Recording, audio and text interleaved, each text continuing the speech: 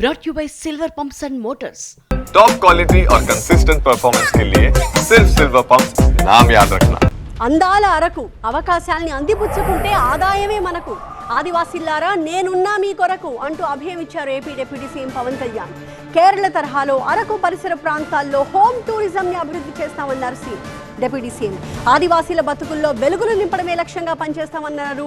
అలాగే గిరిజన గూడాల్లో సిరి సంపదల్ని పెంచుతామని చెప్పారు పవన్ కళ్యాణ్. అల్లూరి జిల్లాలో రెండో రోజు పర్యటించారు డిప్యూటీ సీఎం పవన్ కళ్యాణ్. పలు అభివృద్ధి పనులను ప్రారంభించారు. కురిడి గ్రామంలో రచ్చబండ నిర్వహించారు. పంచాయతీ అభివృద్ధికి 5 లక్షల రూపాయల సొంత నిధులను ప్రకటించారు. గంజాయి సాగును బంద్ పెట్టాలని ఆదివాసీలకు పిలుపునిచ్చారు పవన్ కళ్యాణ్.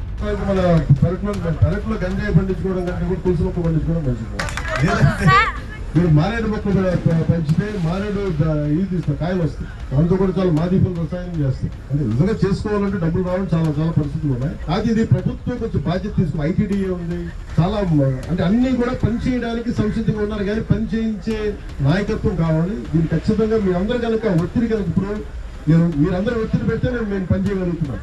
కురిడి గ్రామాన్ని ఆదర్శంగా తీర్చిదిద్దుతానన్నారు డిప్యూటీ సీఎం.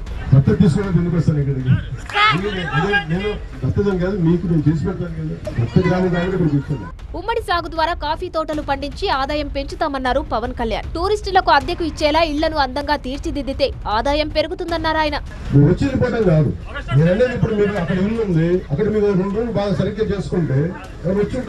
అంటే ఇది పైగా ఎక్కడ విదేశాల నుంచి వస్తారు, లేదంటే వేరే ఊళ్ళ నుంచి వస్తారు. మీకు అవి ఉన్నాయి. సరిగ్గా దానికి మనం చేసుకోగలిగితే ఉండడానికి ఇబ్బంది లేకుండా టూరిస్టులు వచ్చేలా ఉంటే మీ గ్రామాలు ఇది చాలా పెద్ద ఇన్కమ్.